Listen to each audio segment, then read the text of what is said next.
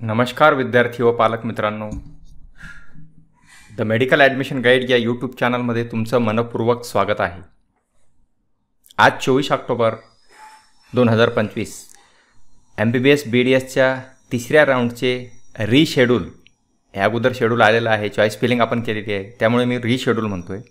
अजूनही CET सेलच्या वेबसाईटवर आपण बघू शकतो, अजूनही ते आलेलं नाही आहे। नेमकं काय होऊ शकतं, केव्हा शेड्यूल येऊ शकतं आणि काय प्रोसेस होऊ शकते, या व्हिडिओमध्ये आपण डिस्कस करणार आहोत। हे सगळं थांबलेलं आहे तर ऑल इंडिया काउन्सिलिंगमुळं, आणि सोबतच महाराष्ट्रामध्ये इतर राज्यातले काही मुलं जे तुम्हाला मी या अगोदरसुद्धा सांगितलेलं आहे, रजिस्टर झालेले होते, मेरिट लिस्टमध्ये त्यांचं नाव आलेलं होतं, चुकीचे डॉक्युमेंट अपलोड करून, त्यामुळे आपलं शेड्यूल हे लांबलेलं आहे थर्ड राऊंडचं। नेमकी पुढची प्रक्रिया कशा असतील, BAMS BSMSच्या कट ऑफवर याचा काय इफेक्ट होऊ शकतो, काल परवाच्या आपण जे व्हिडिओ केले होते त्याच्यामध्ये सुद्धा आपण हे सांगितलेलं आहे।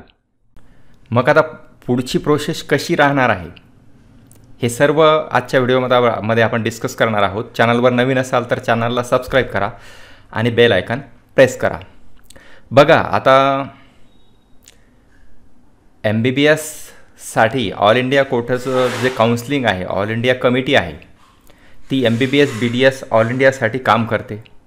यामध्ये गव्हर्मेंट कॉलेज येतात, डीम युनिव्हर्सिटीचे कॉलेज येतात, तर ते ऑल इंडिया लेवलवर होत असतं। आता थर्ड राऊंडचे जे रूल आहेत ऑल इंडियाचे, तर ते थोडे स्ट्रिक्टली असतात।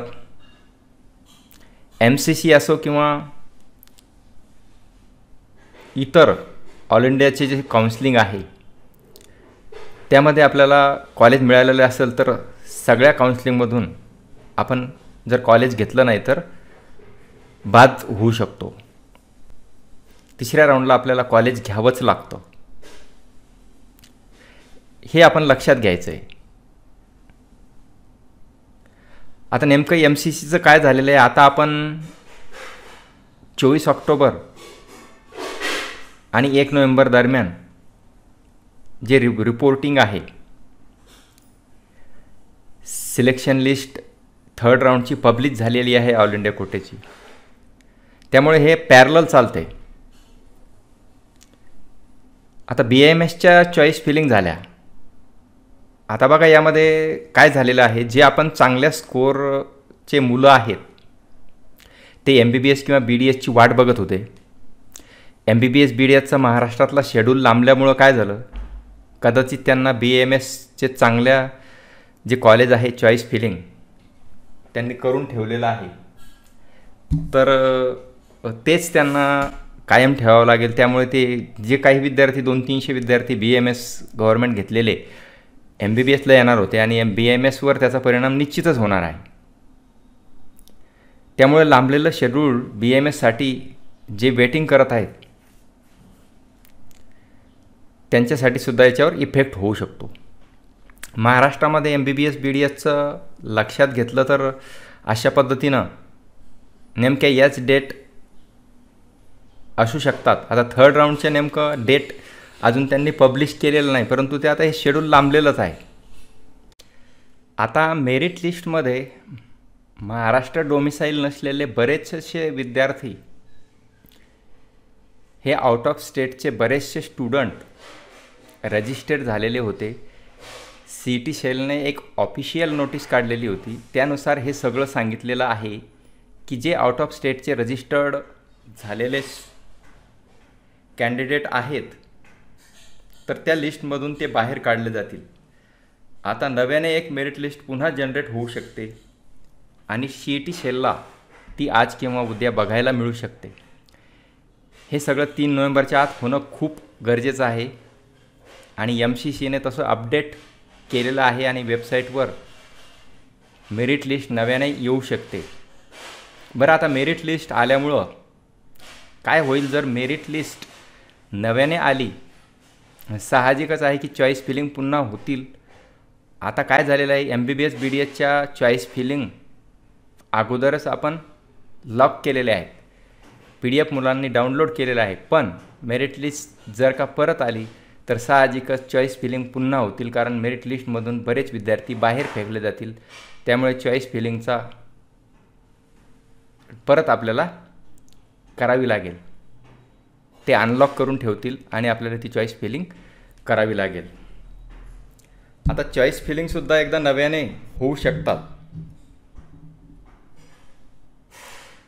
तर अशा पद्धतीनं हे थर्ड राऊंड अरेंज होऊ शकतं. साधारणतः 25 तारखेपासून ते 27 तारखेपर्यंत 3 दिवसाचा वेळ आपल्याला CET शेल देऊ शकते. यामध्ये थोडाफार बदल होऊ शकतो. 29-28 तारखेपर्यंत म्हणजे 30 तारखेपर्यंत सिलेक्शन लिस्ट येऊ शकते असा माझा अंदाज आहे. MBBS BDSचं नंतर जे जॉईनिंग आहे ते जवळपास 30 तारखेपासून तर 3 नोव्हेंबरपर्यंत होऊ शकते, जर काय MCCचं शेड्यूल लांबलं नाही तर.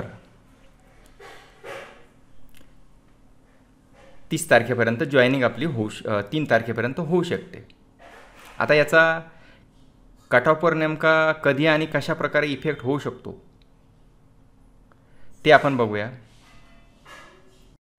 आता याचा इफेक्ट BAMS आणि BHMSवर सुद्धा निश्चित होऊ शकतो, कारण खूप गोंधळलेली स्थिती होऊन बसलेली आहे.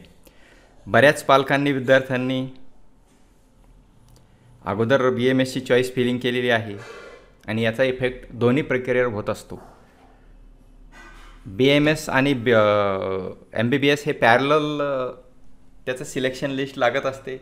आता या अगोदर आपलं MBBS BDSचं लागायला पाहिजे होतं आणि नंतर आता BAMSचं उद्या परवा लिस्ट लागणारच आहे. म्हणून ते पॅरलल रिझर्वेशन लागायला पाहिजे होतं. त्या पद्धतीने अजून होत नाही आहे, परंतु 1-2 दिवसामध्ये नक्कीच थर्ड राऊंडची पुन्हा एकदा चॉईस फिलिंग करावी लागेल आणि ती यादी आपल्याला बघायला मिळेल. नवीन यादीसुद्धा आपल्याला बघायला मिळणार आहे. तर अशा प्रकारची एक नवीन अपडेट तुमच्यापर्यंत घेऊन आलेला होतो.